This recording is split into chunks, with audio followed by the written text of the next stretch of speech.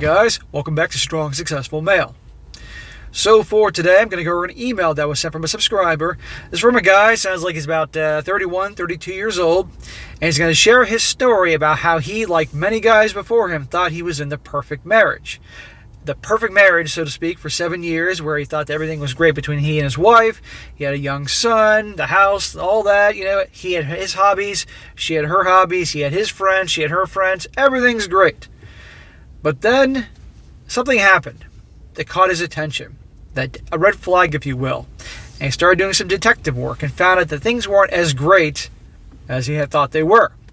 And you're going to see here, well, let's just say that his wife came up with, and her friends, I might add, came up with a very creative way to hide things that were going on behind the scenes. They set up a special club where they were going to be meeting to talk about and exchange and sell candles, where in actuality it was something else.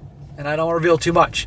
So I'm going to get into this, guys. It's just going to show you how you always have to watch out for red flags. You have to understand that things will be, let's just say the cheating and the lying and all that can be upgraded, if you will, once people figure out that the old ways don't work. And you're going to see more when I talk about it as I get on with the story.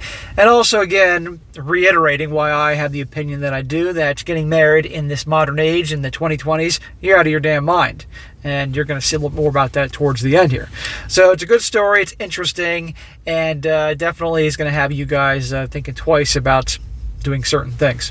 So, getting into it, he says, hey SSM, first off, I love the channel, and even though it's mostly about how so many men get dragged through so many painful things, I've learned a lot of things that I've taken into my own toolbox. I wanted to share my own story. It's not epic, and it didn't really have a happy ending, at least not for me, but it did give me a first-hand experience on why marriage in the modern age is simply a losing proposition for men. Right there. Those are his words, and you're going to see he has every reason to have that opinion. Until you've been through the divorce court as a man, you have no idea what it really means to be a victim. So I want to tell you how a candle ended my 7-year marriage to a woman that I thought I could trust with my life. This happened just over a year and a half ago. I'm now divorced and get the privilege of seeing my 6-year-old son 8 days a month while paying almost 40% of my income to his mother. That fucking sucks. This poor guy. And so many guys out there are like this. But if his story can save some guys from making the same mistakes, there'll be a silver lining here. And I'll get back in the end of this story how, in spite of bad situations, all men can pull themselves out and come out on top in the end. But I'll get to that in the end.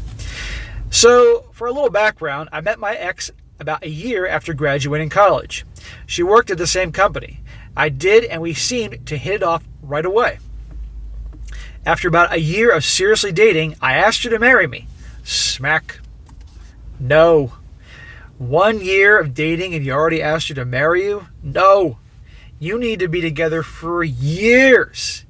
Years and years and years to really see what she's like. To understand what her family's like. To understand how she is with money. To understand how good of a communicator she is when problems arise. To really see all life's little situations hit her and how she responds to them and handles them. How she is with you, etc., etc. You can't determine that in 1 year because anybody can put up an act and do a total bait and switch in a year. And let's remember, guys, we're in the era now of the so-called female empowerment, and the S-word revolution had its effect thanks to the feminist movement, encouraging gals that, they can do what a lot of them do nowadays. And old-fashioned values and things like that, sadly, have become more and more of a thing of the past with more and more percentage of these modern gals in their 20s and 30s. It says, I asked her to marry me. She said yes, and we spent the next year engaged. Everything was going great. At least I thought it was. Anyway, fast forward to about 2 years ago. So if we do the math here, when he said fast forward to 2 years ago, it sounds like he probably graduated college when he was, 22, 23. Met her, dated her 24, 25. Then they got married maybe a year later, 26. And then 4 years later, then we come up to modern time. So she was probably around 30 years old. What happens at 30, guys? Women that are single usually start freaking the hell out or are freaking out because they're 30 and even they know that 30 is definitely is a game changer for a lot of the gals and how they're seen with guys. But for the ones that are married, they start thinking, oh my God, I'm getting old. So a lot of them in these stories at 30 think, I need to start proving to myself that I'm still desirable, that men still want me. Hence Instagram, hence OnlyFans, hence doing these things these gals do to get attention and validation elsewhere, and you get the point here. He says, we'd been married for about 6 years at that point and had a 4-year-old child. I was living what I thought was the dream life. I have a good job and I had a woman that I love with a fantastic family life. We had a good communication and enjoyed our time together. At least I thought we did. I'll admit that I was much more blue pill at the time. Bro, you're like most dudes, so don't feel bad. We both had our own friend groups and our own hobbies. I'm into woodworking and would spend the time with my friends doing a couple of times a month. My ex-wife had a few different hobbies. The typical scrapbooking, reading groups, and in particular a candle club. I have never heard of a candle club. But we're going to see the candle club is actually a front for the carousel club. Being a typical guy, none of those things held any interest to me at all. But to be fair, she wasn't interested in woodworking. No problem. I think people should have their own interest. The candle club my wife participated in was with her group of friends. They got together twice a month and sat around gossiping, drinking wine, and looking at buying candles. In my mind, it sounded like something women would do, and it didn't raise any flags in my mind. Well, you're about to see something otherwise. At least until I was taking out the trash one afternoon. I'm not sure how other people are, but I'm that guy that keeps receipts from stores just in case I need it for warranties or returns. I was gathering up the trash and noticed a receipt in the bag, so I pulled it out to make sure it wasn't for anything important. That was the moment I knew something was wrong. When I looked at the receipt, I could see it was for the purchase of a candle from Walmart. I was really confused since my ex-wife bought all her candles from her candle club. She would show me her candles, and when she came back from visiting with her friends at their little club, I never thought anything of it, but was confused about why she'd be buying one from Walmart. She always took cash with her to the candle club to pay for the candles. Interesting. A lot of guys would just think nothing of it. Okay, she was at Walmart, saw a candle she liked. No harm, no foul. But this guy's gut told him something was wrong. And this is an example why I tell you guys to trust your gut. Listen to it. At least listen to it and maybe do some investigating. I took the receipt and found the last candle she had shown me that she bought at her club, and the item number on the receipt matched the candle that she told me she got at her club. If she didn't get the candle at her little club, why would she lie about it? My mind went to the worst case scenario. My first instinct was to confront her, but I already knew she was lying about the damn candle. Her two friends that she did her candle club with were both married as well.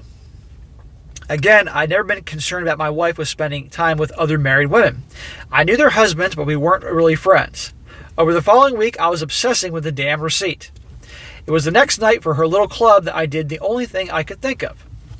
About an hour after she left, I drove over to the house she was supposed to be at, and the other lady's husband answered the door. When I asked if I could talk to my wife for a moment, he was confused. He was under the impression that the club was taking place at my house that night. That was the exact minute I knew my marriage was over. I told him about what I found, and with what he had told me, I told him what I suspected. We ended up calling the third husband of their other friend to make sure they weren't at his house. No surprise, they weren't there either. He was under the impression they were at the house I was sitting in. I told him what was going on, and he ended up driving over to talk to us. What a... Nothing surprises me anymore. One husband thought his wife was at one woman's house. The other husband thought that the wife was at that guy's house, etc., for the candle club. This is why I never heard of a candle club, because they don't have candle. I'm sure there's candle clubs somewhere in the world, guys, but I never heard of a candle club. All of it's a front.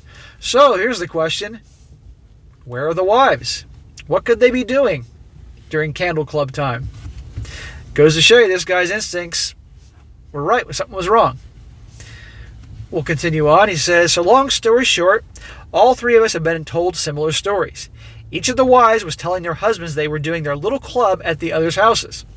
The one thing we didn't know was if they weren't doing their candle club, what the hell were they doing that they needed to lie about all of us? Well, I'm sure this is before this guy found my channel, because if he'd been watching my channel or other channels, believe me, his mind would go in all sorts of places what could be going on if she wasn't at the candle club. All three of us were of the similar mindset that something was going on. Jake, the husband that lived at the house we were sitting at, went to his computer and did that find your phone thing on his wife, and the location rocked all three of us. Her phone was at a, wait for it, local nightclub. It was a fair assumption that if their phone was there, his wife was there. It was also a logical assumption that my ex-wife and the other friend were there as well. They wanted to go to the club to see what was going on, and I wanted to go as well. But I had my son with me, so I went home and the other guys went to the club to see what was up. I'd only been home for about 40 minutes when Jake called me to tell me they found all of our wives there shaking their asses at the club with a bunch of men. Nothing surprises me anymore. What a bunch of pieces of shit. This guy thought he had a great marriage. This guy sounds like a good guy, blah, blah, blah. Meanwhile, she's out with her two friends, two other wives, doing this. If you're not happy, end the marriage. But as you're going to see, why should she why should she do anything? Because she's got the courts on her side. She can do whatever the hell she wants and still makes that okay. I guess it got pretty heated at the club as they were asked to leave. By the time my wife got home, I knew our marriage was over. It got me thinking about how late she'd come home before on her candle nights. There was no doubt in my mind that she was cheating on me. You bet your ass she was cheating on you. And let's just say, for argument's sake, devil's advocate, let's just say she wasn't physically cheating. The fact that she was lying all this time and all that says it all. That's all I need to know. Of course, she denied it and was swearing that the only thing they were doing was dancing. But if that was the case, there wouldn't have been a need to lie about it. I would have been happy to take her dancing. I filed for divorce the following week, and after a contentious 7 months, I lost my wife, my house, my child, and almost half my income to a woman that betrayed me. What a load of bullshit. She's the one doing all this. She's the one that torpedoed the marriage, and this guy's going to miss out? This guy's going to lose out? Does this sound like a good scenario, guys, to get married in? Knowing how these types of things happen, sadly, quite a bit, and how what's going to happen to you, his house, his kid, 40% of his money. He should keep the house, that he should get the main custody of the child, and she ought to pay him. There's an idea. Guys, do not under any circumstances make the mistake of legally tying your future to a woman. Now I get the privilege of watching my child grow up in snapshots for the next 12 years and have the pleasure of paying for my ex-wife's bad behavior with child support and alimony while she gets to live in the home that I bought for us and I live in a crappy apartment. I didn't see anything wrong with our relationship, and I didn't do anything wrong but love and provide for her. For the life of me, I'll never understand how the one person that didn't do anything wrong is the one that ends up paying for everything. To the best of my knowledge, the ex hasn't had to pay a single price for her decisions, but my child and I, our entire lives are turned upside down. Yeah, let's think about that as well. His kid. This kid doesn't get to see his dad round the clock like he was used to, and he should, because of the mother. So in the end, it was a damn $11 candle that ended 3 marriages. I'm not sure how the other husbands fared in their divorces, but damn, welcome to the modern era. It was nearly a year after my divorce when my female coworkers asked me if I was going to get into another serious relationship, and I laughed in her face. What she said after that really brought all this into perspective for me. She said, listen to this guy, she said, "But you're a good guy. You can't give up because of one bad woman." Well, there were 3 in this story, all doing it to their husbands. She was a bit shocked when I told her all women are bad. Some are just better at hiding it. Needless to say, she wasn't interested in continuing the discussion. I hear these women on the internet asking where have all the good men have gone, and I have the answer: women killed them. Thanks for your channel, and please, if you're subscribers, don't take anything else from my story. Let this be a lesson. Trust your gut. Amen to that. Bro, I am so sorry you went through that shit. You're a good guy, and that's the last thing you deserve. I really am sorry for you. But You are obviously in your early 30s, and I want to tell you now that it ain't over, okay? Yes, you got royally screwed, as did many guys out there, and I'm sure plenty of dudes watching this right now have had this shit happen to them. Not the Candle Club, but been raked over the coals in divorce process. And the only thing I can say about this man is simply this, is just do your best to just crawl out of the trenches and make your life the best it can be, okay? Okay, what's done is done in that regard. She got the house. Your son's living with her and all that. Do everything you can, in my opinion, to be the best dad you can be from afar, okay? And I would do everything you can right now to rebuild. So live as cheap as you can so you can start saving as much money and putting it in an area to grow it in areas that you feel comfortable with.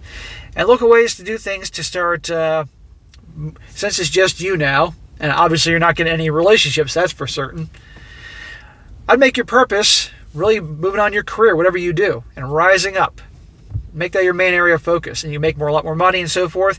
Let success be your best revenge, okay? Because believe me, she's now in her 30s, and I'm going to imagine she's not a bad-looking gal, but believe me, you're on the rise. A guy's prime begins in his 30s. So you're moving on up, and you're going to have the pleasure of having all this knowledge and all this wisdom as you rise in the world, and you're going to have no doubt have women chasing after you, especially as you rise in this world, and you're going to have the pleasure of saying, nope, not a chance in hell. And you can always share your story, and you're going to rattle some cages as you share that story. But bro, do it again, back to the son, do everything you can for your son, because we know what happens nowadays when the boys are in the house with the mother all the time and they've raised them to be a certain way, or at least even the good ones try hard, but still the boys need a male influence. So really do everything you can to be there for your son, raise him to be strong, responsible, all that stuff I talk about all the time, and do the best for yourself. But don't let her win. If you just simply exist instead of live, she wins, okay? And one way or another, karma will come back to bite her in the ass. It may not seem like it now. It may not seem like it because she got all those things and got raked over the coals. But karma will come back to get her one way or another. Mark my words. But all you can do, man, is use that experience, use the betrayal and the hurt and all that she caused on you to motivate you to be the best you can be in this world. Do everything you can, and you can. But you got to hang out with your bros, have a good support group, and life will continue on, okay? And let me tell you, your story here will help some guys. If there's a silver line to this, this will be watched by dudes all over the world as long as I have this channel up here, and will help somebody. In fact, probably help a lot of dudes out. So I thank you for this, sharing your story. I know it took balls because I'm sure it wasn't easy writing that up, having to relive all that, and of course hear this and wondering what the hell is this crazy guy with the sunglasses going to say about my story. The only thing you did wrong was you married her too soon. Well, and got married, but you were young, you didn't know any better. So again, like guys, I said early on, you take years and years and years, and even then you don't always know, and even then it's a roll of the dice. But bro, keep pressing forward. Take it day by day if you got to. Take it hour by hour, but things will turn around for your life and get better. But you're all the wiser now. You're still young. You're still in your early 30s, and be there for your son and all that. And don't let any BS come his way from her. God forbid her making you to be the bad guy for the reason for the divorce. It's despicable when parents try to turn the kids against the other parent because they're unhappy.